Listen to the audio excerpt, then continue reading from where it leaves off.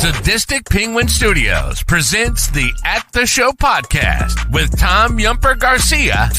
Okay, you people sit tight, hold the fort, and keep the home fires burning. And if we're not back by dawn, call the president. And Tony Tulsa Burt. I don't know this industry jargon, YP, MP, whatever, okay? All I know is that I cannot get a record contract. We cannot get a record contract unless I take these tapes. It's almost time, so grab a drink, get your popcorn ready, and join the film discussion with two guys from Chicago talking movies.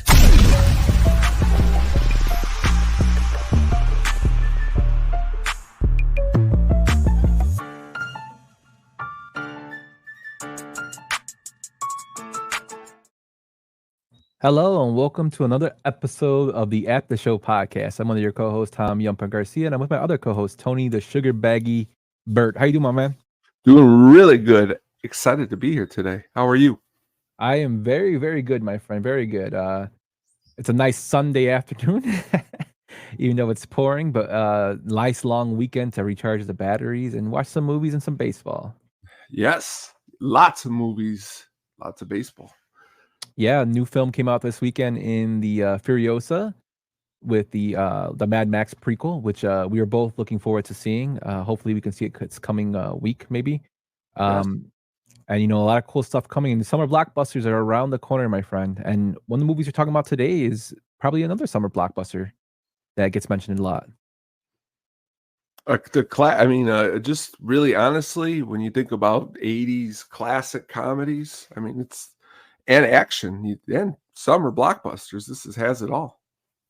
Yes, sir. Yes, sir. But Tom, let's go into our normal shake of things and let's get into what we've been watching this week, my man. All right, let's do it.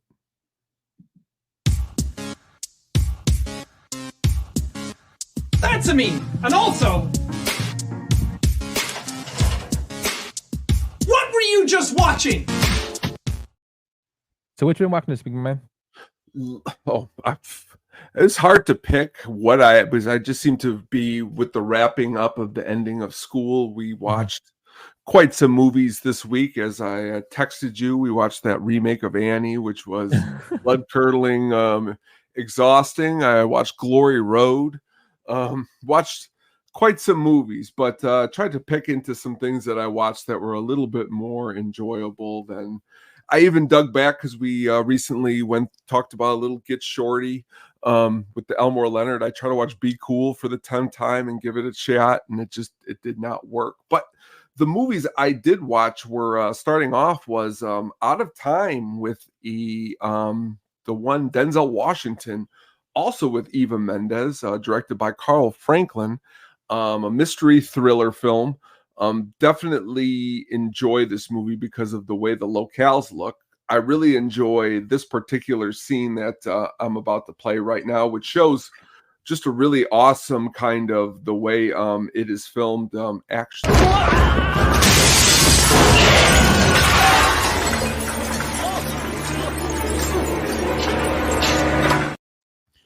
I always remember that from the trailer. That's what kind of got me into watching this movie, and because it was Denzel. And definitely enjoy this movie because honestly, the cinematography is great. Denzel always does a good job, and I like the thriller mystery aspect of it. You ever see this one? Yes, I have. Anything with Denzel, I'm a big sucker for, so I will definitely watch anything with him in it. And then moving on here is a movie with Michael Keaton, because Michael Keaton is going to be in another summer movie coming up later in the summer that we're going to be talking about in great depth. Some awesome plans and Beetlejuice too, but this Clean and Sober that he is in, just an amazing movie, which I'm going to get to what it's about in a second. But here's a great scene with him and the one and only Morgan Freeman. You got a problem, Daryl?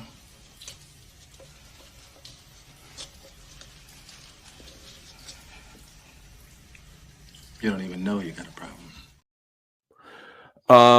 Honestly, the movie, I could watch it every single time, and the movie has hit me pretty deeply. It's pretty much at the beginning of the movie, he's partying with some girl and they go to sleep and she doesn't wake up the next day. and he kind of like goes on the run and decides to check himself into a clean and sober type of facility where Morgan Freeman works. But the reality is he doesn't really want to be clean and sober until reality starts to hit him and he becomes mixed up in all this different stuff. Really shows, again, Michael Keaton can play comedy and Michael Keaton can play drama really, really well. This is an excellent example of that. Have you ever seen this one?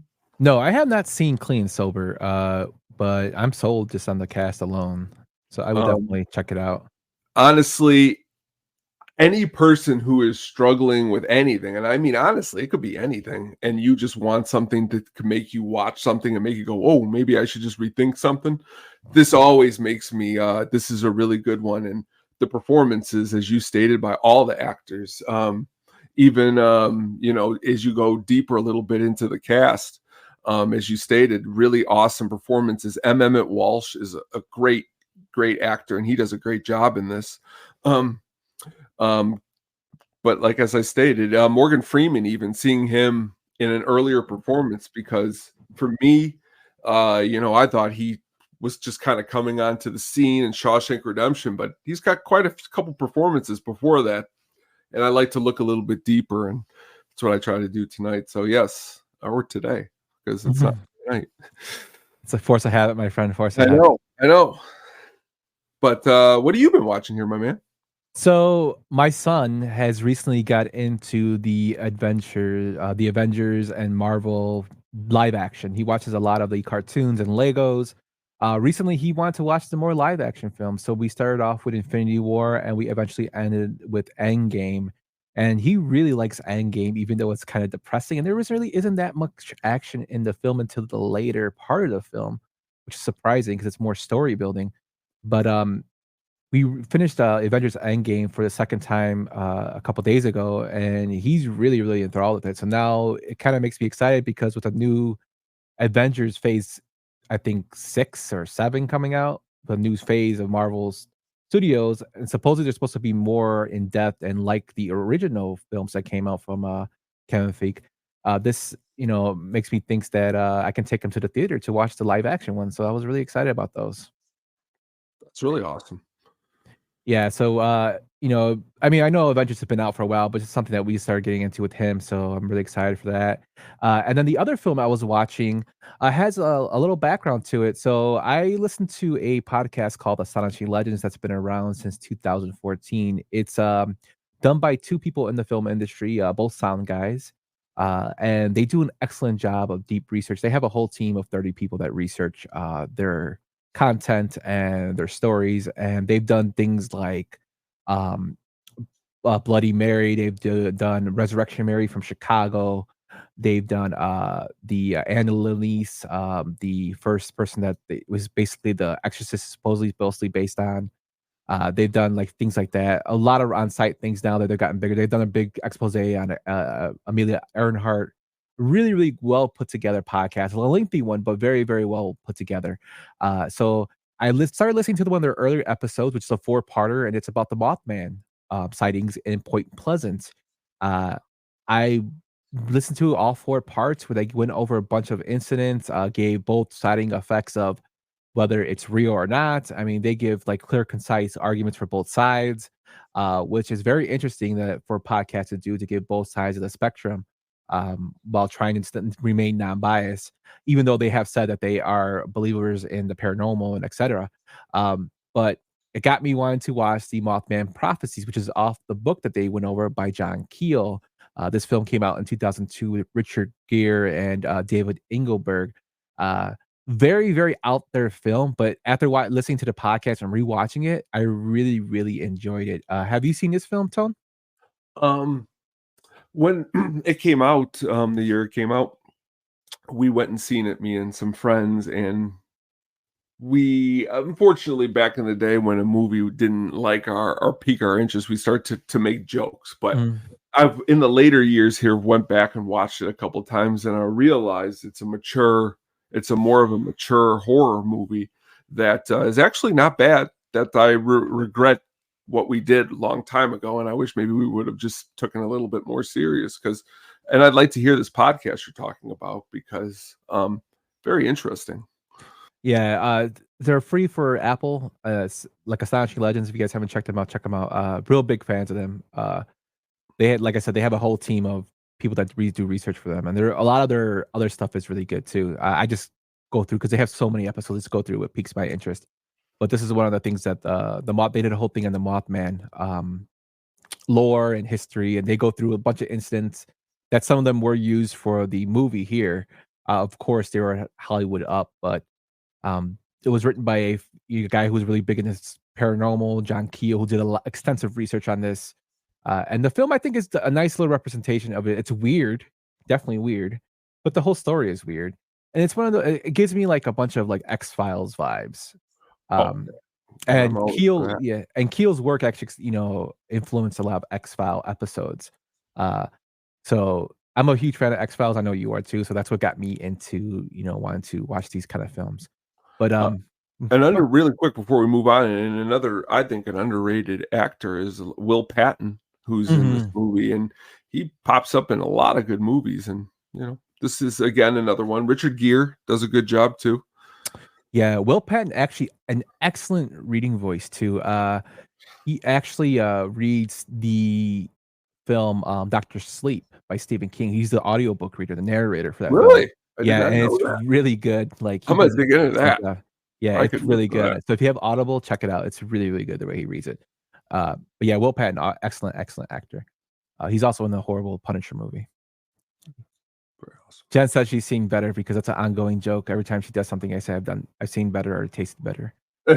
So, but check out those films. This is what we watched this week. Let us know what you've watched over at the After Show Pod on the Twitters or X, or drop us a comment down in the YouTube comments at Statistic Penguin Studios if you're watching us live, or even on the podcast. You can leave us messages on the podcast as well.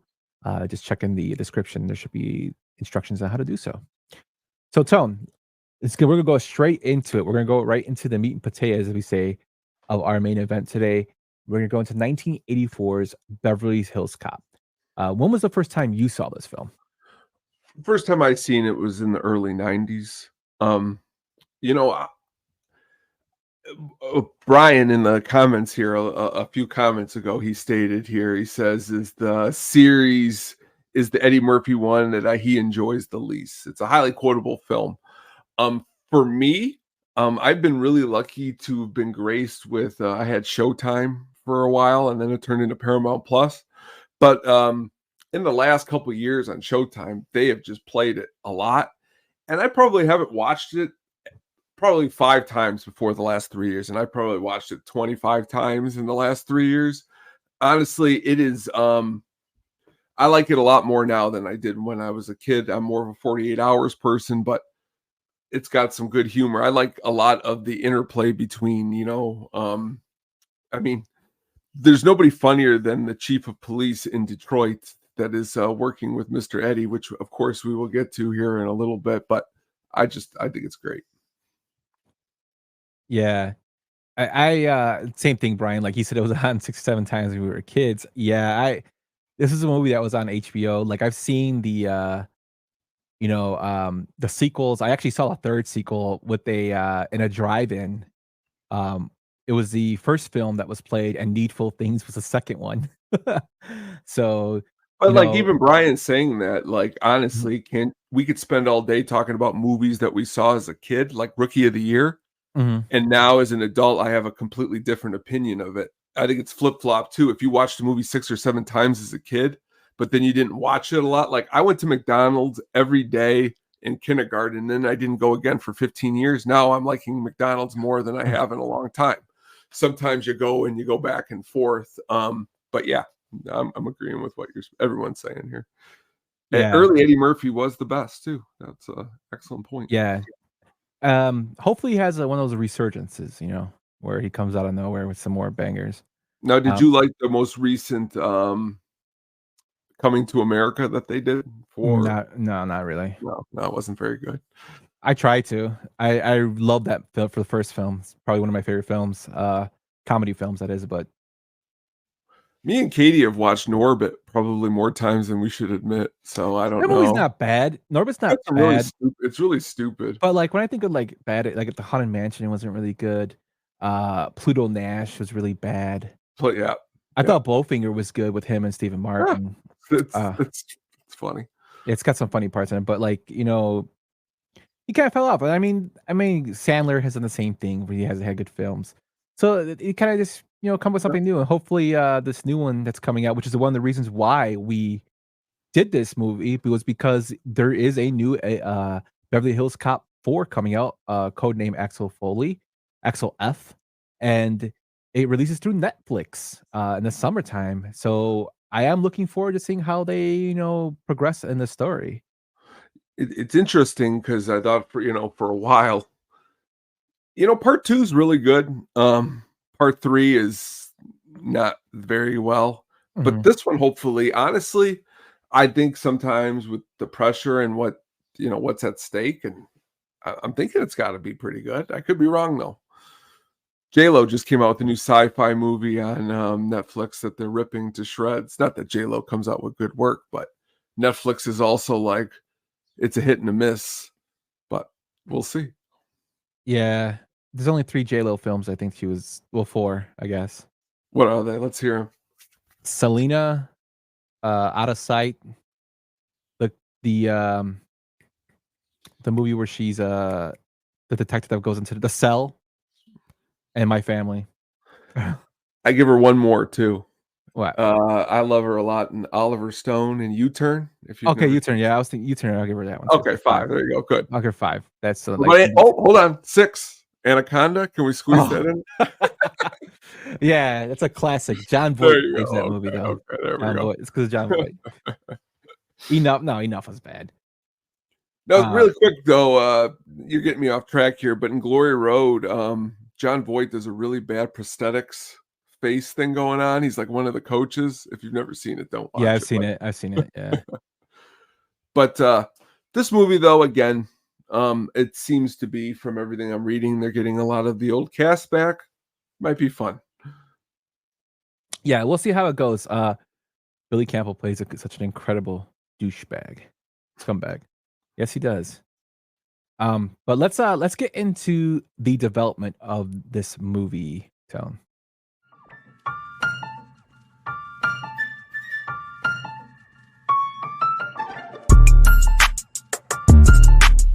In my thoughts, I use the technique of positive visualization. So, coming up with the story, Michael Eisner, or some say it was producer Don Simpson, whoever, it depends on who you ask. But Michael Eisner was a head of Paramount Pictures, and he came up with the film's concept in 1975. And he did this while driving an old station wagon that he first owned in New York City around Beverly Hills. He was stopped for speeding on the freeway. The police officer treated him with condensation and basically was stuck up due to the condition of his vehicle. It made Eisner realize to the degree which status is measured in Los Angeles by what kind of car you drive, and he reportedly exchanged the station wagon for a Mercedes-Benz the following day. Must be nice. However, he became dedicated to enshrining the event in a film about Beverly Hills and about a Beverly Hills policeman. In the coming years, Eisner remained dissatisfied with potential scripts until a Daniel Petrie Jr. came on to rewrite it, who has never been credited as a feature film writer, but submitted his screenplay in September 1983. And like I said, some say it was Don Simpson who did this. It depends on where you get your source material for. I found both Eisner and Don Simpson as the people who have become inspiration for this film. Originally, the film was going to be called Beverly Drive, and it was about a cop named Ellie Axel from Pittsburgh. And the original script was written by writer Daniello Batch, who was forced to make changes, and people thought the script was very bland. It was kind of a cookie cutter script. So it was laid dormant. Fortunately for Simpson, Flashdance came out and it became a gigantic hit. And Don Simpson figured he wanted to make this film of Beverly Hills, this police officer, his next big project. The film was eventually rewritten again by Daniel Petrie Jr., who they hired on due to having some differences with Batch as his script was bland, as explained. Petrie's big contributions to the script were he changed the character's name to Axel Ellie, and he made him from Detroit, which he eventually became Axel Foley. They pitched the script to Paramount, and since with the rewriting script and new comedy senses inside there, they figured, yeah, let's roll with it. So let's find the director. They offered one of the greats, Martin Scorsese, the role, but he turned it down because he felt the film was too much like Coogan's Bluff. They also offered it to David Cronenberg, who turned it down as well. And then they started looking at this director called Martin Brest, who was fired from War Games. If you guys don't know, War Games is his 1983 film with Matthew Broderick. You remember that film, Tone? Oh yeah, dude. That's just recently Dabney Coleman passed away, and he's plays a role in that. Yeah. Let's play a game. I always remember that from the film. But Brest was fired from the film. It was his second directing job, which is a no-no in the industry. So everybody in the industry thought he was damaged goods. Don Simpson, however, and another guy, I don't know, some guy named Jerry Bruckheimer, they disagreed about this. And the two Paramount executives continually called Brest and asked him to direct this film. He kept declining to direct it and eventually took his phone off the hook. Imagine that. Like, it's your second film. You got fired from it, and now you got two Paramount guys calling you, and you like, take your phone off the hook. No. But the thing that made him decide to take it was he actually had a coin. He flipped it and said, if I landed on one side, he would say he would direct it. If I landed on the other, he wouldn't. Flipped it, came up on the side he wanted to direct, so he decided to direct it. Today, that coin is actually framed on his wall in his office, which I think is pretty crazy because this is probably one of his big break films. So with him out of the way, they now have a director in David Brest, who came out. This will be his second big major film going forward.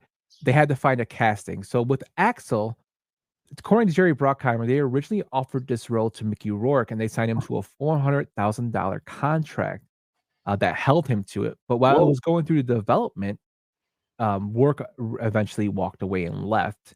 How do you think Mickey Rourke would have done as Axel? Not the way this movie is. No, it wouldn't have worked like that. It would have been something a little bit different, I think. But no, it wouldn't have worked. Definitely. So they went and got another guy who was on like a rise, probably one of the biggest action stars of all time, at least in the top 2 of the 80s. Sylvester Stallone was cast. Now, Sly is known as a writer, and he was kind of going through an ego trip during this whole thing. He gave the script a dramatic rewrite, removing all the story's humor and turning Beverly Hills Cop back into a standard action movie. In one of the previous drafts written for Stallone, the character of Billy Rosewood was called Siddons, Siddons, and was killed off halfway through the script during one of the action scenes. Stallone had renamed the lead character to Axel Cobretti, with the character of Michael Tarantino being his brother and Jenny Summers playing his love interests. Stallone has said that his script for the original Beverly Hills Cop would have looked more like the opening scene of Saving Private Ryan on the beaches of Normandy. Believe it or not, the finale was me in a stolen Lamborghini playing chicken with an oncoming freight train driven by an ultra slimy bad guy. If that doesn't scream Saving Private Ryan, I don't know what does. So producer Don Simpson did not get along with Sylvester Stallone, and he let it known that they didn't want to move forward with Stallone's revisions. Since Stallone wasn't willing to renegotiate the rewrite, Simpson asked writer Charles Chip Poyser if he could return to the script to the previous iteration, while leaving most of Stallone's characters' revisions intact. However, Poyser found this task and turnaround impossible. And according to co-producer Don Simpson, Stallone's new script spent too much time on the star soaping down his muscles. Told you Sly was going through a ego trip here.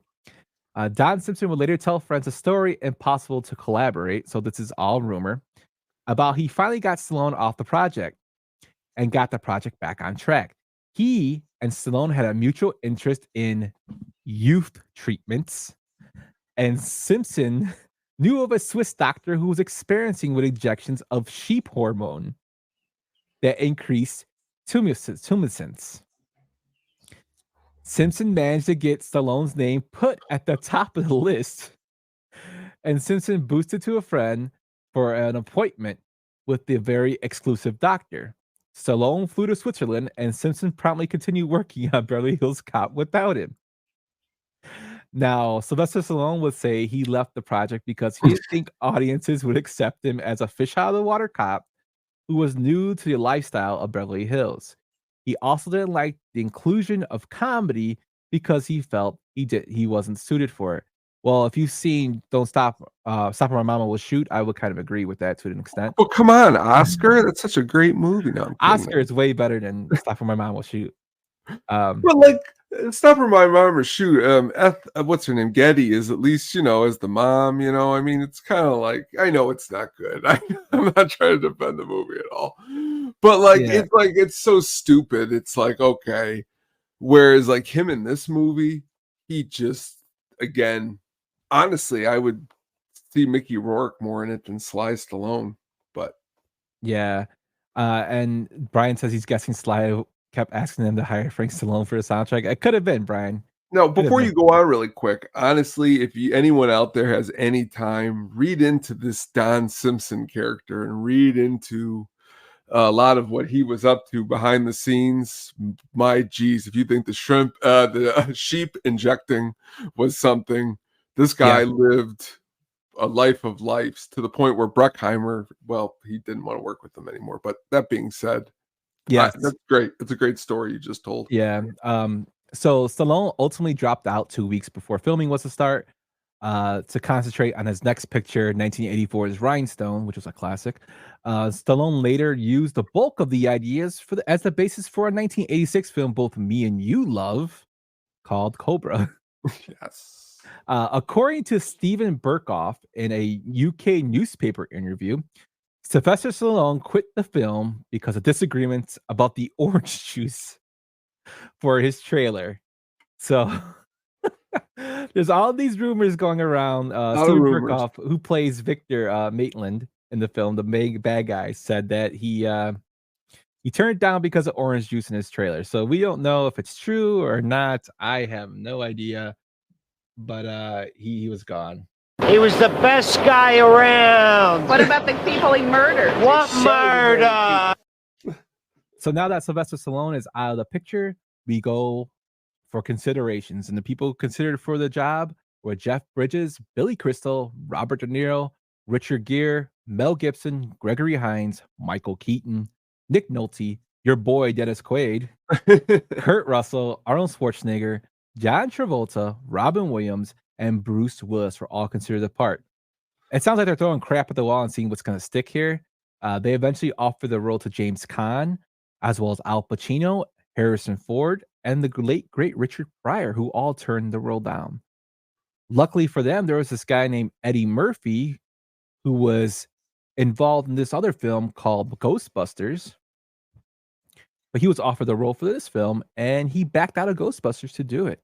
The shooting script was literally pasted together from many scripts. Like I said, it was something that kept going over and being rewritten for so many years that when they were stuck during filming, Murphy would just improvise dialogue or create a scene, which I think is hilarious and awesome.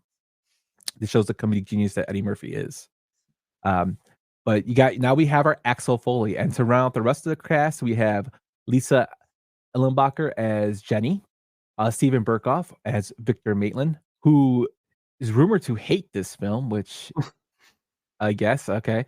Judge Reinhardt as Detective William Billy Rosewood. Judge Reinhardt also from one of my favorite films, Fast Times at Ridgemont High.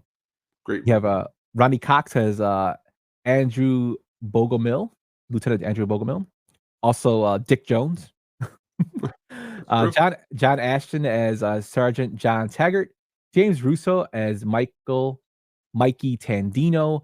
Also, it's kind of funny that Russo's in this film with Reinhold, who, Russo was actually in Fast Times. You know what role he played?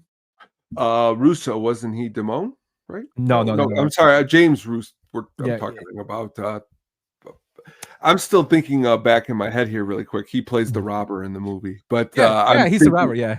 But I'm thinking back to an actor you said a minute ago, which Judge Reinhold, just him in general. He's got this line in the Santa Claus that I love where he goes, you're taking this whole Santa Claus thing to a very unhealthy level. He says it to him like at the beginning of the movie. And there's something. Oh, and because earlier I was watching this, me and Katie had a huge Judge Reinhold conversation. So I'm sorry, folks. I'm in Judge Reinhold world. And in Clerks, the cartoon, if you've never seen it, he plays the judge. Judge Reinhold playing the judge, which is ridiculous too. Yeah, he's a pretty funny actor. Brian says he heard they kept putting Sunny D in his trailer when it was specifically said in his contract that he provided with purple stuff. Could have been. So James Russo is actually cast as Mikey Tandino. You have Stephen Elliott as Chief Hubbard. Paul Reiser as Jeffrey Friedman, who's in the early film, which I thought was pretty crazy seeing him in there. I totally forgot he was in this film. Bronson Pinchot as Search. Jonathan Banks as Zach, also known from Breaking Bad fame. Michael Champion as Casey. Frank Pesci as a cigarette buyer. And then we have Gilbert R. Hill as Inspector Douglas Todd. He plays the boss of Eddie Murphy in Detroit. The cool thing about Gilbert R. Hill is that he was a real-life Detroit police homicide detective. And he later served as the president of Detroit City Council. So that's pretty cool. And then to round out, besides the comedy and the starstruck, cast, this film is actually known for its music. And Harold Faltermeyer composed the score for Beverly Hills Cop and the theme song, Axel F., which would become a worldwide hit. Referred to the song as the banana and the exhaust theme because it was originally composed for just that scene when he pulls that prank. However, the theme was so loved and so fitting that it became the main theme of the film. And the Axel Foley theme was done with 3 synthesizers, a Roland Jupiter 8, a Roland JX3P, and a Yamaha DX7. So that's why you hear all the synthesizers in the film. Probably one of the most iconic movie themes to date. Would you say so, Tom? Yeah, I mean, when you think to all of his 80s work, Eddie Murphy, I mean, I don't think of the music in Coming to America, Trading Places, 48 Hours, like I do of this movie. This movie music holds more than those movies. Yeah. Yes, Brian, I was going to grab that, but I didn't have time. The Peter Griffiths version is brilliant, yes. And another. Yeah, it's been parodied in so many things. Also, like I said, film we talked about last week, Cuffs, has its own kind of Axel Foley theme to it as well. So it's influenced a lot of things. But that is our film development. Really short for the film development, but the Sylvester Stallone stuff cracks me up just reading about it and going through it. A lot of funny stuff there. And like Tony said, Don Simpson, if you have time, read about Don Simpson. He is a very interesting character. Just for the fact that he told somebody that they have sheep hormone as a story, just tells you what kind of person he is. Be sure to read about him if you get a chance. Anything to add, Tony, about the development? No, I mean, definitely interesting. Again, I'm going to be spending time just thinking of Stallone in this movie at all, especially Stallone when they go to the club or whatever, the strip club, which we're going to get to here in a little while. But imagining Stallone in that scene when he's just dancing with those Stallone doing it. Yeah, that part makes me laugh when he's like Eddie Murphy's. That's the best. That's just it's just fun. He's just shoulder shift. well, it's a lot of couple things. I like his. Well, we're gonna get to in a minute, but his line where he's like, "It's the middle of summer." Are you supposed to be wearing a long jacket in the middle of summer? Just a lot of good dialogue in the script. Yes, a lot. But let's get into the film breakdown, Tom. Let's do it. See the arc? He starts down here. He ends up here. Where's my arc, Paulie?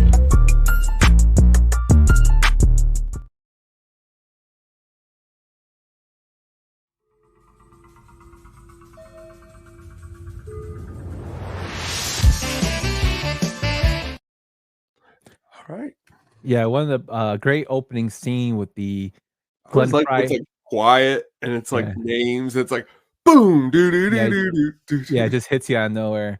With the Glenn Fry's The Heat Is On. It shows opening scenes of Detroit in the beginning of the film, and one of the main reasons that the film ultimately began with scenes in Detroit is that the city is producer Jerry Bruckheimer's hometown, and he wanted to get a nice little shots of it. Even though when I was rewatching the film today, like a lot of the shots of the city are not really flattering. They're kind of like they make it look really bad.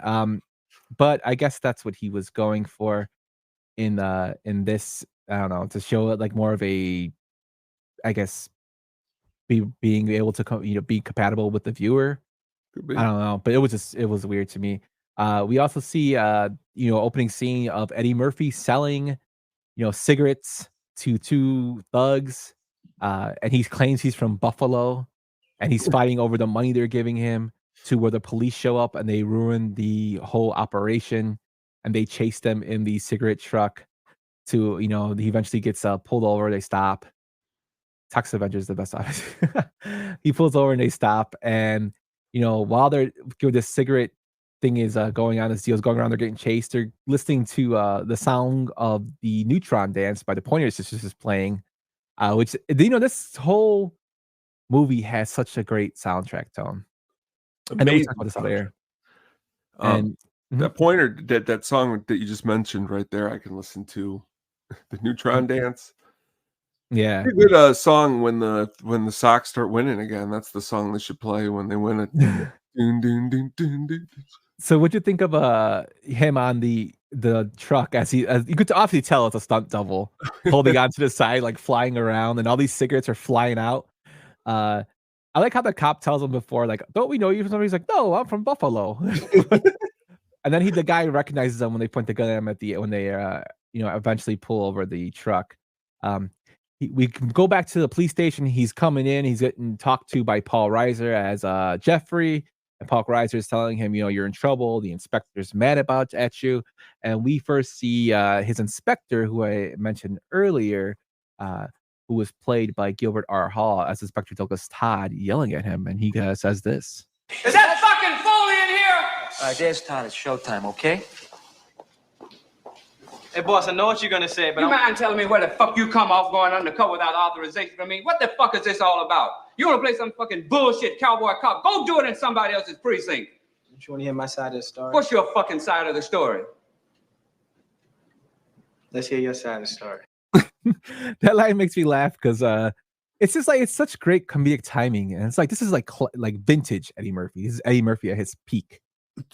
To get even again, as you just stated, the chief just to get that whole performance from him, and he's actually been a chief before, or worked in a police officer before. You're saying to yourself, I laugh every time at that part. He does an excellent job. He does, and if you continue the scene a little bit more, it's great. Because I always think of, sadly, when I think of Paul Reiser, I think of Burke and Alien. Yeah. But like he's still like standing by the locker behind him or whatever, and he's like, "Oh, I'm sorry, I was just getting something right here." Yeah, this ain't my locker. The whole scene, the way it is, the way it looks too. I like the way they make Detroit look, and then the way they make Beverly Hills look. So you can see one looks dark and dingy on purpose, and one is like, it's beautiful Beverly Hills. But as you stated, some of those things that they show at the beginning of the movie aren't really something where you're like, this is flattering. Yeah, and like during this whole opening, see, even the walk through the police station, I got a lot. Like one of my favorite sci-fi films, RoboCop, and Dick Jones, who was the character Dick Jones, who's played in here by excuse me, by one of the characters in the film. I can't think of his name off the top of my head. I just mentioned him. Who plays Lieutenant in this film, Tone? Oh, in this movie? Yes. The one who's in Total Recall, Ronnie Cox? Yeah, Ronnie Cox. He also plays Dick Jones. Yeah, and he also is the do from Deliverance. He's the one who plays the banjo. Yep. Yes. But just like I got a lot of RoboCop feels, and I wonder if they pulled some of the way that it was shot in terms of the griminess of Detroit and the walkthrough of the police station That's fair. this film, because even when he's walking through the cop's locker room, I got that from it. Uh, That's fair. so Like that. just reminds you that I love like that little things like that, and like the little maybe they're playing homage if it was something like that in RoboCop. But I love that opening sequence of showing Detroit, and then we show him in the the officer station. So Foley gets yelled at. He gets told to send home. He has a really crappy car that he drives home in, and this is the first time we hear Harold Faltermeyer's Axel F played here. Like I said, again, it was supposed to be just used for one scene, but they loved it so much that they kept it for the whole film. Uh, the film, like I said, the theme in the film, you can't think of Beverly Hills Cop without this theme, and it's iconic. And we can go so much more into it, but it's a great theme, and we hear it here for the first time as he pulls into his house. And when he gets there, he sees his door open. Doing his cop stuff, checks, goes in, and he sees his friend Mikey sitting in there. Uh, and Mikey tells him he's just got out of jail, and you can see there's like some kindring relationship between the two. They go to a pool hall and a bar, where Mikey loses $100 to some guy who hits a corner shot that he said he wouldn't hit. Mikey also tells him he has bonds, that he has some German bonds that he has that are untraceable, and that he was working as a security guard. Now, the bar scene that they have, they're really, really lovey-dovey between the two. The scene at the bar where Eddie Murphy and James Russo brought out a mixed reaction for preview audiences. Some audiences laughed when the two characters expressed love for one another. The studio wanted Martin Brest to cut the scene out, but Brest resisted. Instead of cutting it altogether, he and his editors trimmed it down, even cutting out a few frames holding on Mikey as he says, "I love you."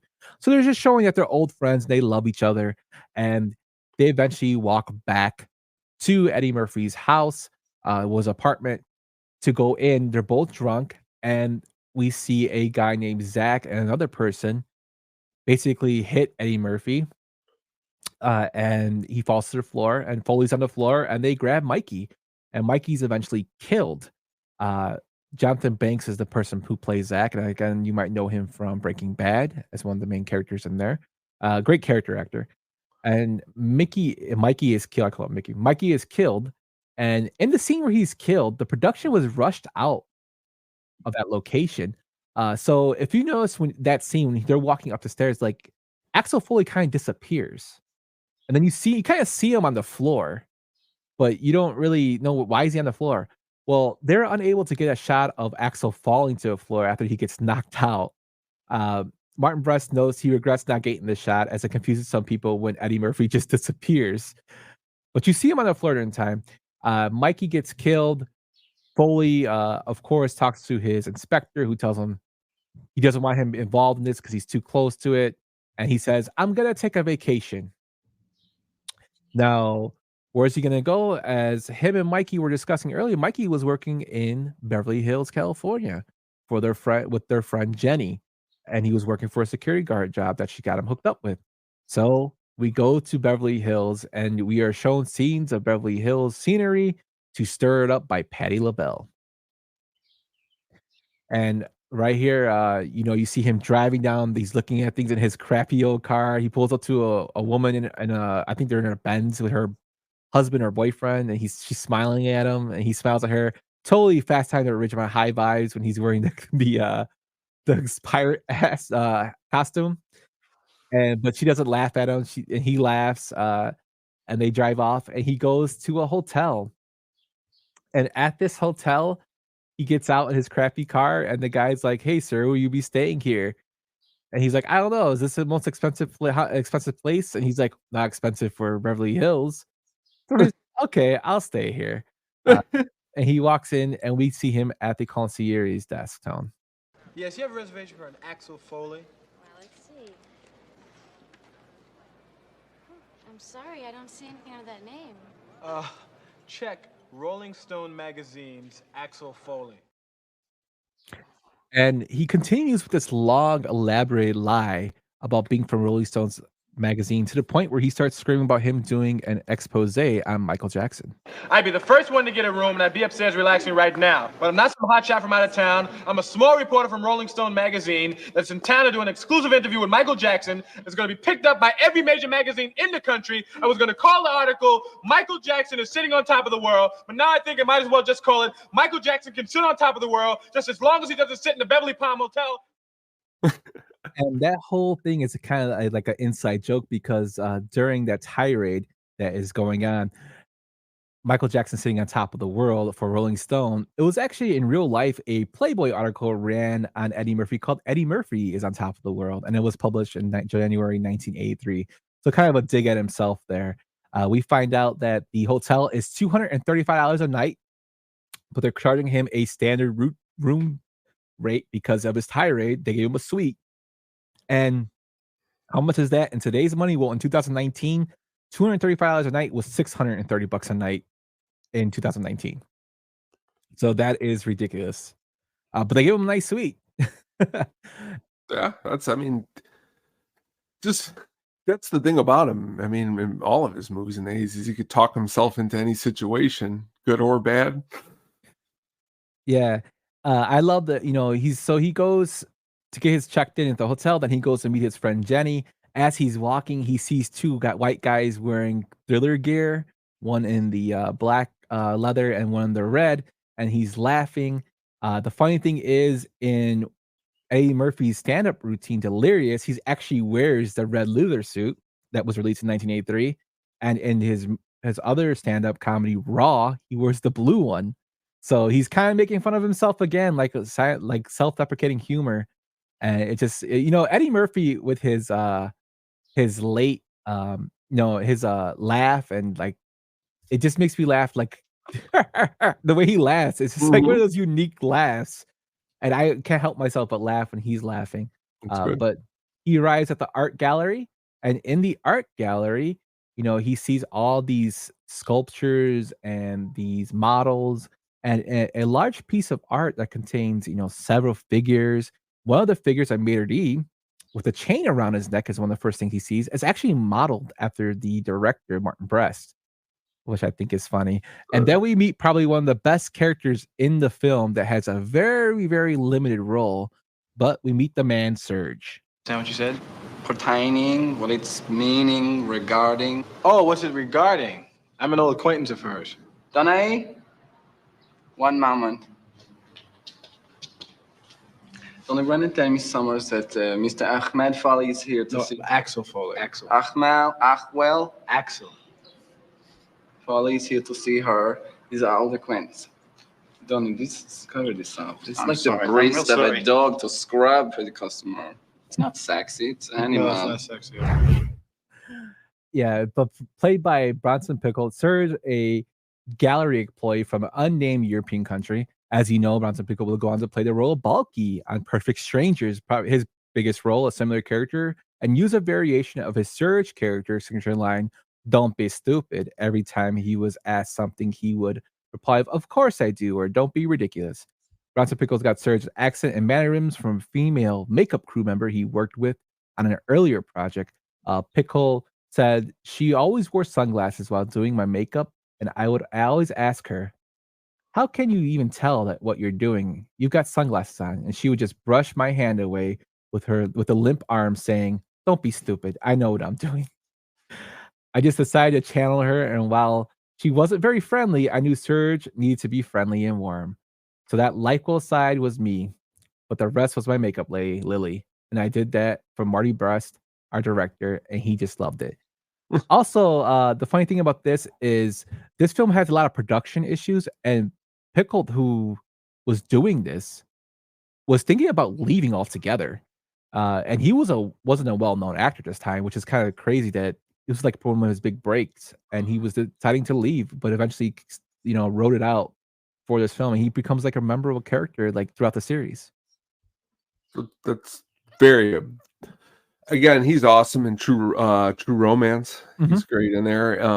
But again, it's another one of those scenes that I think, like, in other movies, the side guy that only shows up for a little bit to gain some laughs, gather some laughs into the production is definitely did a good job at that.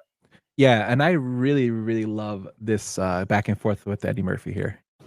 I see you look at this space. Yeah, I was wondering how much something like this went for. $130,000. Get the fuck out of here! No, I cannot. It's serious because it's very important space.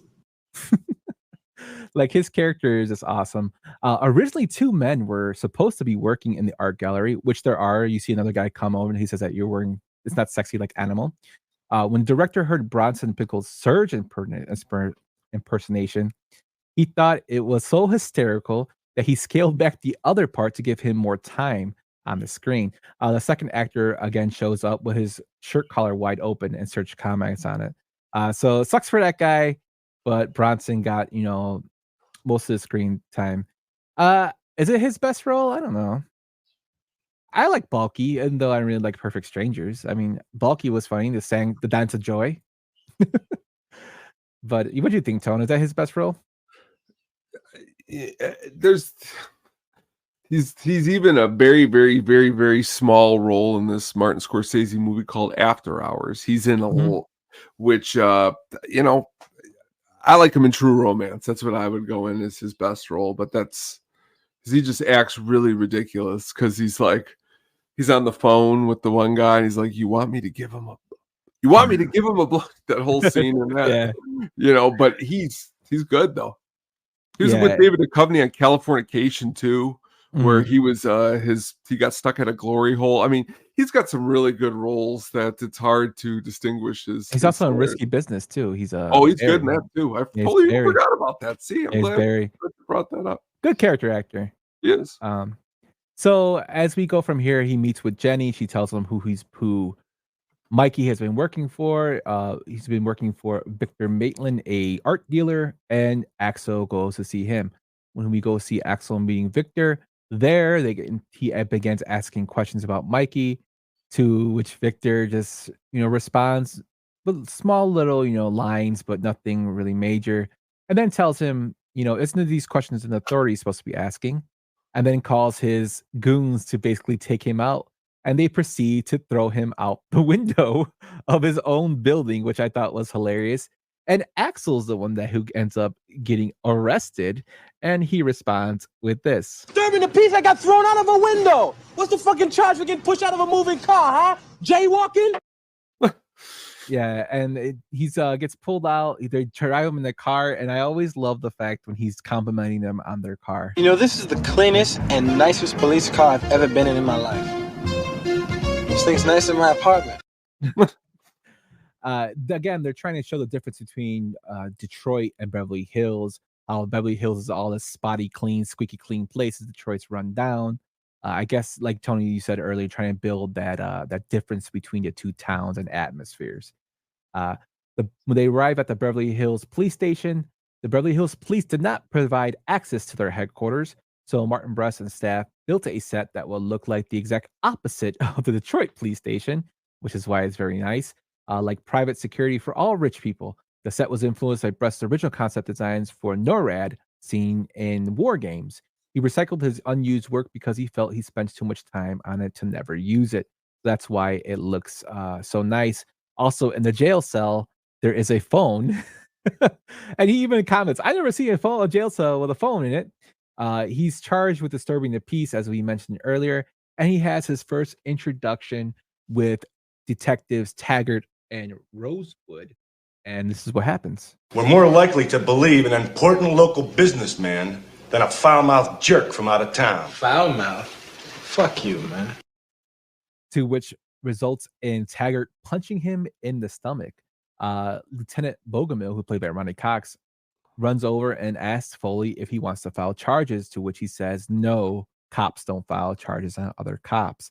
So you can see he's doing by the cop code, to where she earns a little bit of respect from Taggart and is released on bail. He's still charged, which I think is pretty funny, and released on bail.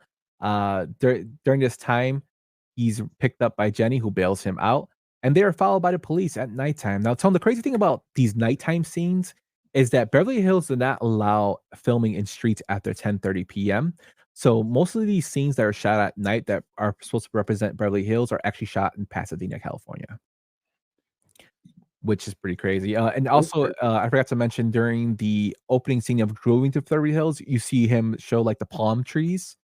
That was a homage to Beverly Hills Billies. Oh, that's cool. So they wanted to have a little homage there. I don't know how many people picked that up, but I just found that out reading notes. So as they're followed, he knows they're outside. He brings Jenny up to his room. The cops, Rosewood and Taggart, are in their car outside. He orders some food service for them from room service. Some food from room service for them. I couldn't tongue tied there. To where he brings them like salmon and something else like perch. To where Bronson Pickled is like really excited. Not Bronson Pickled. Judge Reinhardt's really excited about this, and Taggart's very upset, saying, "Get that stuff away." And during this time, he goes and asks this gentleman, who you might recognize, about some bananas. I need a couple of bananas. How much are they? Well, the buffet plate is $12.50. You get peaches, plums, oranges, and bananas. Well, all I need is a couple of bananas.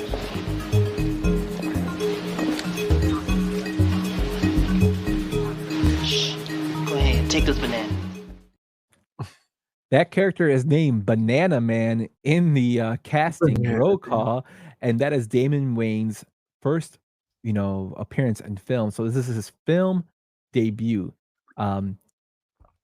Foley uses those bananas to stuff the tailpipe of the car of the police officers. So when he drives away, they try to chase him, and the car dies out. Now, Martin Brest mentions in the originally it was supposed to be a potato and not a banana. And the scene involving Axel sneaking into the kitchen of the hotel to get a potato was intended. Due to budget and scheduling issues, the scene couldn't be shot. Murphy had to grab something that was easy accessible in a location that was already lit and ready to shoot. It was Eddie Murphy's idea to get Damon Wayans in as the guy working the buffet. Wayans is credited in the film as Banana Man, as I mentioned. So this is another thing off of how, if you think about comedians, they always get other comedians to do small roles in their film. Rodney Dangerfield had Sam Kinison in his film Back to School. Even Damon Wayans did a little thing with Bernie Mac in Mo Money. Bernie Mac plays a very small role as one of the guys who's letting people in the club they go to. He's just a guy who lets a person in the club, but it gave him a role. And then eventually Bernie Mac went on to do Friday, and then Mr. 3000. Yeah, Mr. 3000, another of your classic films. But just like little things of how comedians are trying to fit other comedians in those roles to get them a little bit more exposure.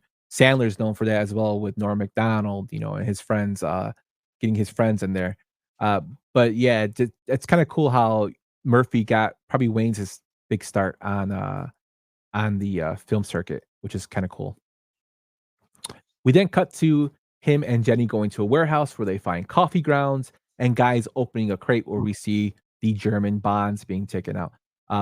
What do you think about this whole, thing, Tone? Where I think I love this film, but I think some of the stuff that was too out in the open was kind of just too out in the open. You know what I mean? It's kind of unrealistic. But I guess I have to put that out of more suspend my belief for this. What do you think? Well, yes. I mean, I think Roadhouse, a lot of my favorite movies. There's a scene earlier when he first goes to the police station where the captain's talking, and when he turns his back to the camera, he's still talking, but you can clearly tell his face isn't moving anymore. It's 80s out, you know what I mean? Coffee grounds, that whole thing. But I think that's what makes it kind of that cheesy 80s-ness, is the unbelievableness to it. But, I don't know. Someone might look at it differently. Yeah. And it's cookie time. It's cookie time. There's real quick. There's one thing that Troop Beverly Hills has that this movie doesn't have, and that's Coach Craig T. Nelson from Poltergeist. He is in Troop Beverly Hills. Yeah. So what Tony's talking about is in the comments, Brian said, "Serious question: better film, Beverly Hills Cop or Troop Beverly Hills?" To which this person named Katie responded, "Both movies are amazing and iconic in their own ways. Would be a great double feature." And a shout out to Katie really quick. If it wasn't for her, I never would have seen Troop Beverly Hills, and now I've seen it like 8-9 times. It's actually not a bad movie. Not better, but it's definitely really good. It's good for its own thing. You got me thinking about Troop Beverly Hills. So after they see the coffee and they see the German bonds, they leave, and basically he tells Jenny, I'm gonna go to this Bonds place. It's a Bonds warehouse she takes him to. There they go, he's gonna go in, he tells Jenny to go home. During this, Taggart and Rosewood are getting reprimanded for losing him, and they're told not to lose him again. So they go back to the hotel to wait for him. While this is going on, Foley is going in the bond warehouse to where he asks a guy out of the plain blue, is your supervisor here? And he's like, yeah, he's here. But before that, he asks them, do you have a match? And the guy says, there's no smoking in here. He's like, well, I'm going to do it for outside. And the guy hands him a match, like not knowing who he is. And then he shows him his badge and says, is your supervisor here?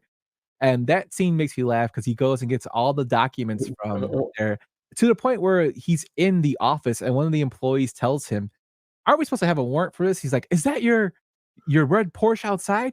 Do you want the IRS up your ass? Like, and the guy basically gets scared to the point where he's like, oh, no, we're not gonna have a problem. He'll get everything you want, sir. Everything you want. Like, what'd you think of that whole scene, Tone? Actually, that is one of the ones earlier, is that I laughed a lot at because it's ridiculous, of course. Like, it's again, that would never happen, but it's too cheesy and funny not to like laugh when he's like, oh, you gave me a match, just the whole entire thing, doing everything that he's not supposed to do, but they're doing it, which is kind of the humor in it. Yeah, it's a very hilarious scene. And another great scene too, that while he's doing this, they cut back to Rosewood and Taggart, and Rosewood by Judge Reinhold is hilarious because he's such a dork, and he's talking to him about this thing about red meat. Wow. It says here that by the time the average American is 50, he's got 5 pounds of undigested red meat in his bowels. Why are you telling me this? What makes you think I have any interest in that at all? Well, you eat a lot of red meat. And he also tells him later on, like, I see you drink a lot of coffee. Maybe that's why you're so uneasy. Like, to cast the roles of Rosewood and Taggart, the director paired up various finalists and asked them to do some improvisation to get a feel for their chemistry. He paired up Judge Reinhold and John Ashton and gave them the following direction. You are a middle-aged couple, married for years. You are having a conversation on an average evening. Reinhold immediately picked up a nearby magazine and two improvised the 5 pounds of red meat in the bowels bit, almost exactly as it was eventually appeared in the film. That little like back and forth between them cracks you up. And like they have another one later in the film that we'll get to, but just like their whole chemistry was awesome in the film. Like great supporting characters for this whole film to go with Murphy. Murphy comes back. He goes into their back seat, which is what our great thumbnail is based off, is him actually sneaking into their back seat while they're talking. And Rosewood tells him thank you for the sandwich to where Eddie Murphy to where Taggart goes, he was messing with us. And he's like, no, I was trying to be a good cop. And he tells them that they should go for a drink. Either they follow him and get lost, or they just go there for a drink. He knows a great spot. And he takes them to a strip club. So in the strip club, there's a song called Nasty Girl, which plays during the strip club scene. And it was recommended by the real stripper who's in that scene named Mouse. This dancer was evidently a legendary stripper, and the song played in this scene by Vanity 6 was the actual song she used to dance to. But during this scene, we see two strange gentlemen come in with trench coats. And Tony, what does he say about the trench coats? He goes, it's awfully, should they be wearing trench coats? It's the middle of summer, right? Something along those lines. Yeah, to where he tells Taggart to go to the guy away from the bar, and he'll go talk to the guy at the bar. And my favorite part is when he goes up to the guy at the bar. He's like, Philip, give me a kiss. I haven't seen you in a while. And the guy pushes him away, pulls out a shotgun to where, well, like even when John Aston, he Yeah. like gets up from his seat and he's like, I'm gonna get a little bit closer. And he goes and stands over there and he looks totally like out of ordinary trying to check out that the way guy. he bends Like, over, the way he bends over on the thing. Yeah, it's his mannerisms are pretty funny too. But then Murphy disarms the first guy, Ashton puts the gun to the other guy. Rosewood comes up to the first guy Murphy had disarmed and points a gun to him and says, "You're under arrest." To which Eddie Murphy's character Axel Foley responds, "Way to go, Rosewood. You're some kind of cop." They then go to the police station to where they're trying to get this story, and they come up with this. I'm still freaked out by it. You must have a sixth sense. I don't know what you teach these fellows, but they're not just regular cops, okay? They're super cops. And the only thing missing on these guys are capes. Eddie Murphy gives a whole super cop spiel to their lieutenant, who eventually is found out of the truth as Taggart tells him the truth. A lot of as you notice throughout this film, these guys are really pushed, they abide by a law to the T and they don't lie. So they're goody two shoes. But the funny thing about this whole improv scene of super cops was that Eddie Murphy became very tired during police station sequences of this film. The crew had offered him coffee, and Eddie Murphy refused to drink it because he doesn't take drugs of any kind. Eddie Murphy is very, very anti any stimulant, anything. Eventually, he relented and took some small sips of the coffee to stay awake. He became very energized and ad-libbed the whole super cop scene. And in that scene, when he's ad-libbing, John Ashton could not stop laughing at what he was saying. So if you notice, he has his face like this and he's pinching it to prevent himself from laughing. And if you look at Eddie Murphy's eyes, they're like twitching back and forth because he's hopped up on caffeine, which I thought was hilarious. But that's a great little scene about the super cops. Eddie Murphy, John Ashton, and Judge Reinhold improvised most of their comedic lines for this film. Literally hundreds of takes were ruined by the cast members, actors, or the director laughing during the shoot. During the super cops monologue, Ashton is pinching his face, like I mentioned, and looking down in apparent frustration. He's actually laughing. And Reinhold puts his hand in his pocket and pinched his thigh really hard, trying to prevent himself from laughing. So there was a lot of fun for this film in terms of improvisation, which I thought was pretty hilarious. After this, after they're told to escort him back, let him go back to his hotel. They are told that they are off the case, and that is Taggart and Rosewood, and two new detectives who made fun of Rosewood earlier with the banana sunglasses. Foster and Detective McCabe are now cast.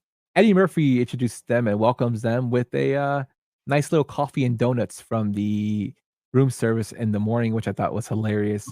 They then drive over to a house which Foley is looking at, and they tell him, "We're not going to fall for a banana in the tailpipe."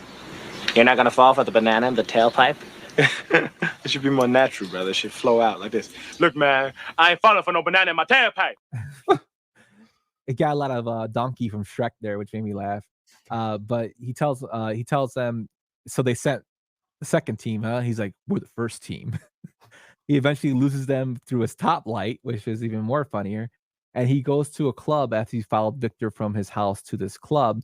He mentions him being Ramon to the maitre d' and tells him that he wants to tell Mr. Victor that he has a disease and he better go see a doctor or some of his parts are going to drop off. To which the maitre d' tells him, you should tell him that yourself.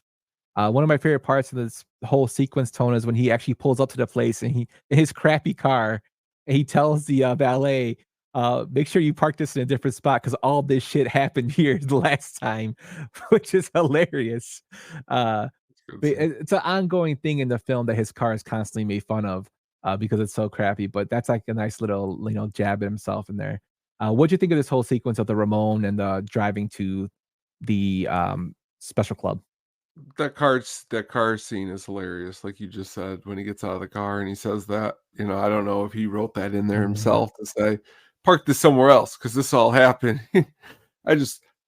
Eddie Murphy can just do a lot of different things, humorous wise, different. I like his vocal delivery, different styles. Like he can change it and go, like you said, you could hear some Donkey in there. You hear a lot of different performances in this one. Yeah, and eventually he gets into a fight with Zach there, who tries to attack him. He throws him on the floor, like basically shrugs him off like nothing. Um, he is eventually arrested again and brought in, and this is where he kind of gets the lowdown to the police officers there. He talks to the lieutenant, telling them about Victor, telling them what he was really doing, telling them about the coffee grounds. And this is where we learn why the coffee grounds are so significant, because they can be used to hide the scent of drugs in crates. And as Foley tells them, the crates are coming in, they're being taken out before they go to customs, and they're basically being put there. So the bonds and drugs are being put through there and removed before they go through customs checks. So he's paying somebody there to do so. And the police lieutenant basically tells him, well, we can't do much. If you would have found drugs, that'd have been great. But since you didn't, we can't have a warrant. We have to do it by the book. And he's like, no, there's a way. He's like, no, we do everything by the book, which I said that the police at Beverly Hills are very, very by the book and goody two shoes. At this time, we see the police chief walk in, Police Chief Hubbard, and he's carrying this roll of papers. The funny thing is that the roll of papers that he brings in are some of the rolled up sheets of paper that were reworked scripts for the movie, and they were ones that the character that played the actor who played Chief Hubbard had to memorize and rehearse only minutes before the shooting started. So it was rewritten so many times he had to actually have his lines in his hand. He tells them to take Foley to the city limits. Foley convinces Judge Reinhardt's character Rosewood to take him to Jenny's. But before they go there, we find that Victor is actually at Jenny's art studio and asking about Foley, to which she lies and says that he hasn't been there but only once, and they are old friends. He then meets up with Foley and he with also Rosewood at her shop, and we find out that Victor has a warehouse that they went to earlier, and he wants to go back there, and he tries to convince Rosewood to do so. But we have another funny scene from Serge, who asks him this. You want to get a lemon twist? Yeah, sure, if it's no bother. No, don't be stupid. And that's in response to when Foley tells Serge to get Rosewood a cappuccino, and he's like, do you want a little lemon twist? And he's like, oh yeah, sure. Like I said, that whole Serge character cracks me up. They eventually go to the warehouse where they find drugs and coffee as expected. Rosewood waits outside because he can't go inside without a warrant. It will throw everything will be admissible in court, to which they explain. There, they are actually caught by Victor and his henchman, Zach, as well as a couple others. This is when they say welcome to the party to him. And they tell her, Victor tells them to take Jenny to his car, to where Foley responds, don't worry about me. We got cocaine and coffee. We're going to party tonight. Just that whole scene. You have Michael Champion in this scene, Tone. And the funny thing is, Michael Champion, who plays a henchman here, was actually a henchman of Cox in Total Recall. Yes. With Michael Ironside. Yes. So you have him in here as twice. So you have two people who are like kind of mixing up in the films here. You have Total Recall with Champion, and then you also have Russo and Reinhold from Fast Times at Ridgemont High. Different films, different roles. But then we see, the rescuing of Foley by Rosewood as he goes and shoots the two goons that are beating him up, and they eventually make their way back to Victor's house. So what'd you think of this whole, warehouse, the lemon twist, the whole rescuing of Foley scenes, Tone? Again, it shows that, again, like that's the thing why I think the Axel Foley characters, because there's times where he seems like he can get serious pretty quickly. Like he's dropping jokes, but when they're in there and they're going to mess with her and they're taking her away or whatever, he isn't like cracking jokes anymore. He's serious. And even when they're pointing the gun at him, or when he's pointing the gun at him in there, he doesn't look scared. He isn't like cracking jokes either, like in a nervous way, that's why I think he's got a cool confidence to him too. Yeah, and it's kind of that cool thing how the character switches from the kind of like dorky to like when there's something that's gotta go on, and dude, puts it in his big boy pants and gets things done. Yep. Eventually, they go to Victor's house, as mentioned. And the cool thing is when they're trying to find where Rosewood is and Foley, they are using a tracking system for the car.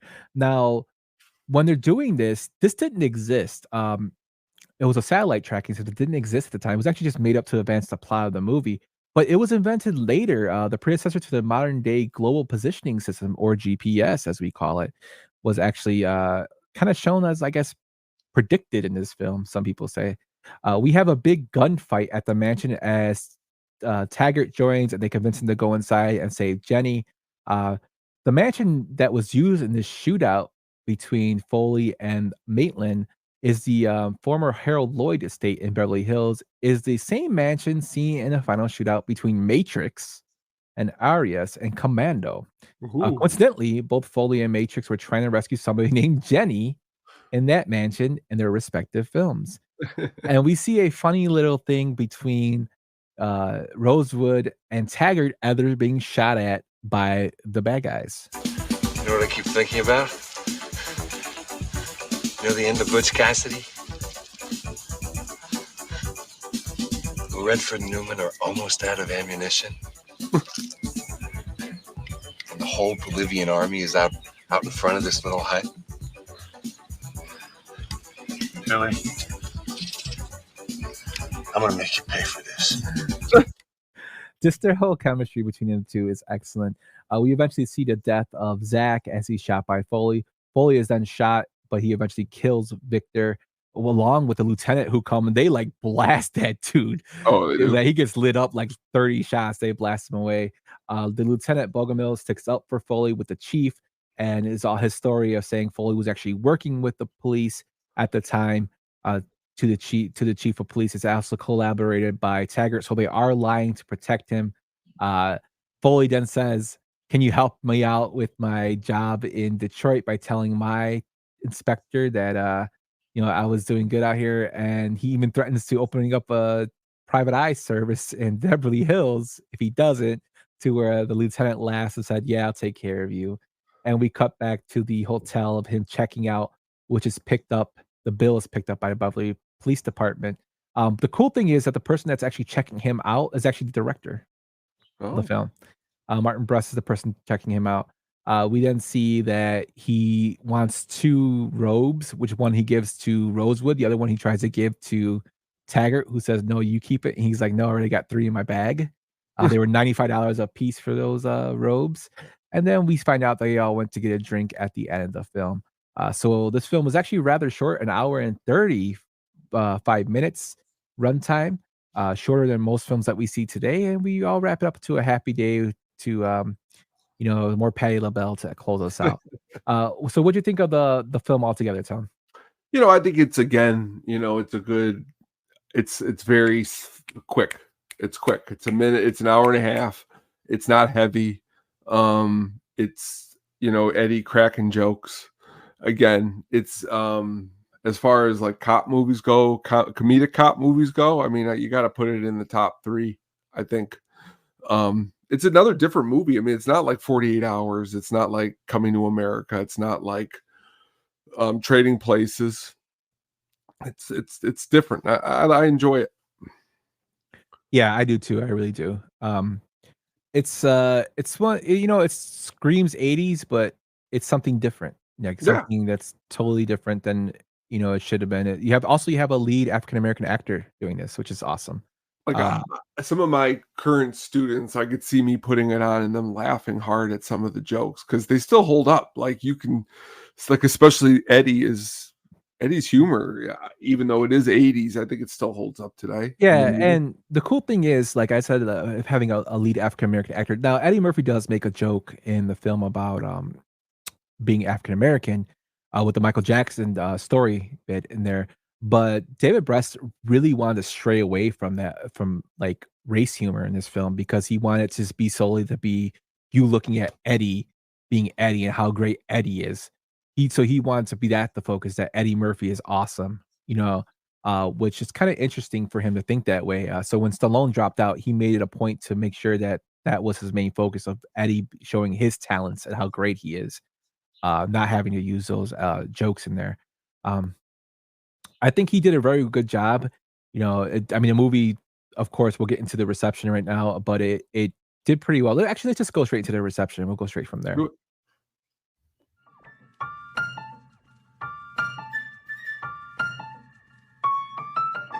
You know that fat cocksucker says I look like the Shah of Iran? Who does? Tony.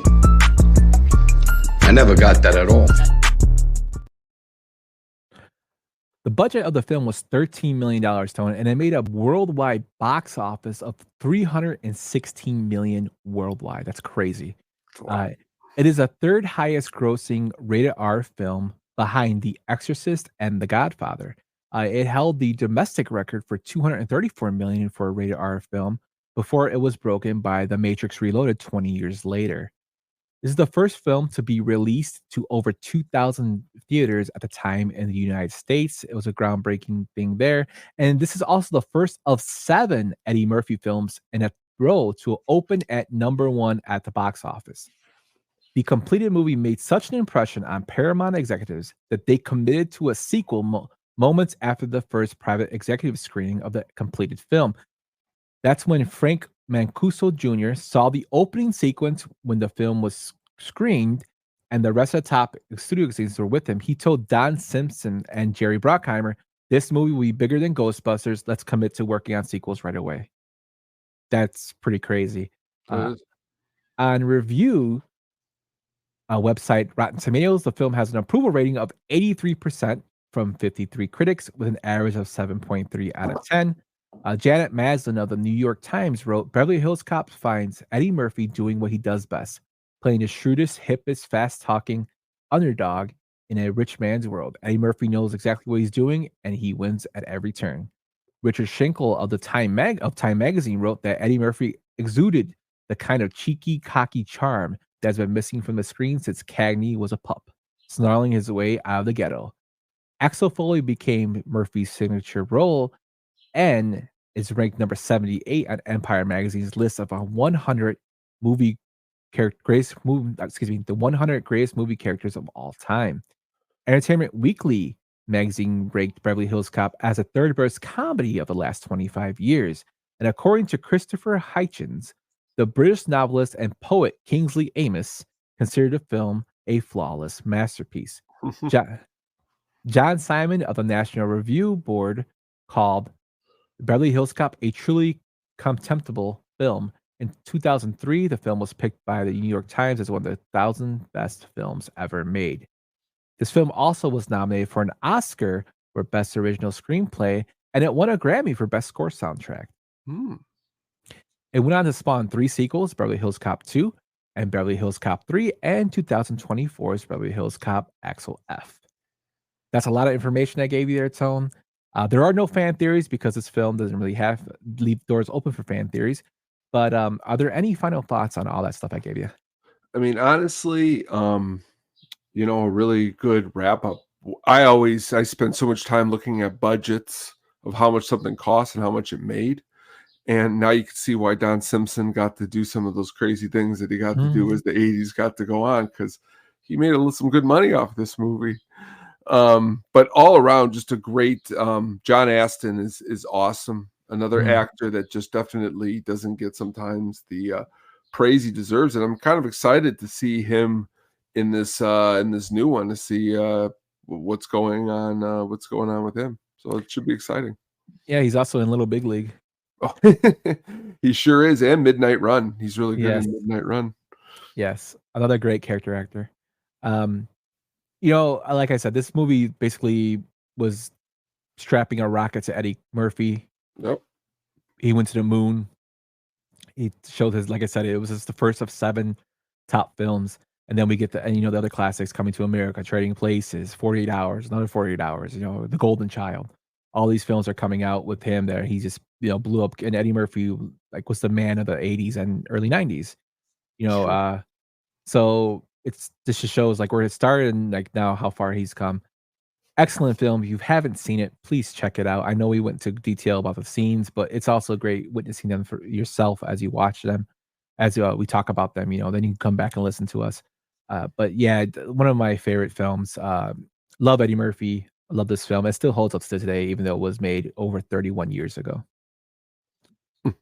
Where's Some Kind of Wonderful? I know. That's a good movie. There was a Money Key. Yeah, that was a good movie too.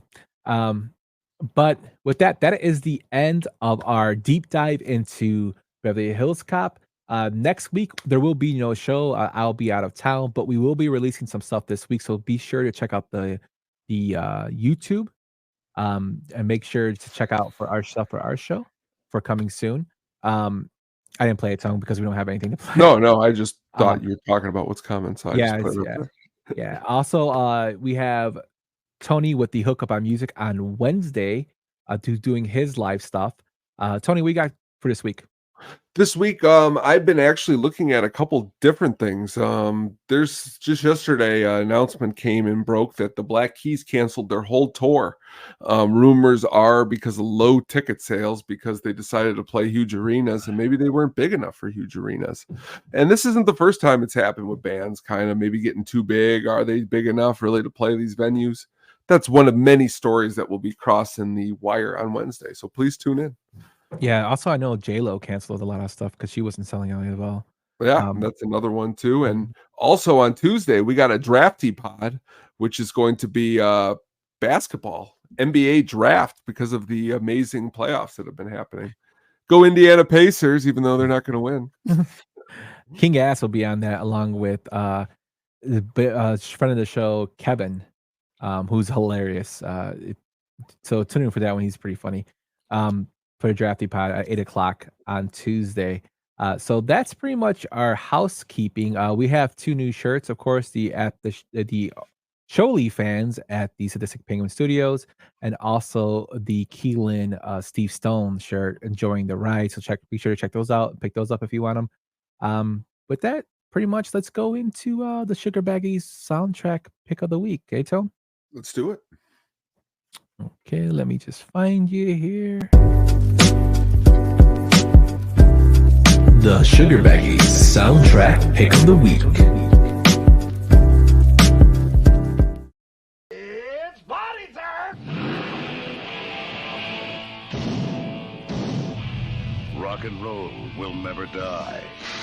At least not this Halloween. All right. Tonight, I picked this movie from 1986 called Trick or Treat. It is a pretty much movie that centers on an outcast metalhead teenager who is haunted by the ghost of his rock hero. It is the directorial debut of one amazing actor, Charles Martin Smith. If you are not familiar with him, he has been in lots of different things like The Untouchables, Deep Impact, The Buddy Holly Story, lots of stuff. But he directs this movie, and honestly, I remember my cousins showing me this like in the very early 90s. This soundtrack is by this band called Fastway.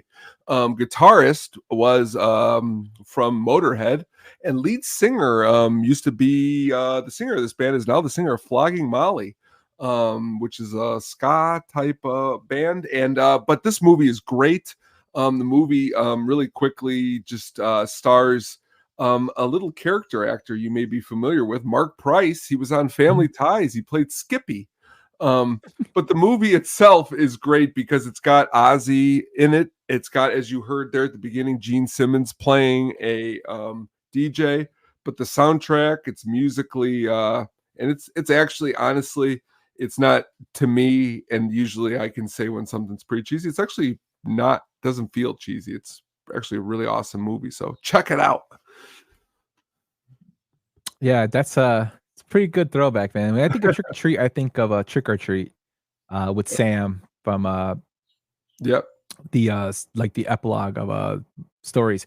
But that's another good one too. That's what I always think of too, and that's why I have to keep putting in 1986. Brian put Skippy Funky Handling, which is why didn't Nick from Family Ties get any movies? Even Brian Boso got. I don't know. Maybe we should do some research on that one, Tone. See if next time Nick getting any stories. But that's our show for today. Thank you so much for tuning in. Hopefully you guys have a great Memorial Day weekend. Like I said, there will be no show next week, but be sure to check out the Drafty Pod on Tuesday and the Hookup on Music on Wednesday. And with that, everyone, we will be seeing you next week. Take it easy. Take care. Oh, 2 weeks. Take it easy. for listening to the At the Show podcast, a Sadistic Penguin Studios production. Game over, man. It's game over. What the fuck are we gonna do now? What are we gonna do? Maybe we could build a fire, sing a couple of songs, huh? Why don't we try that?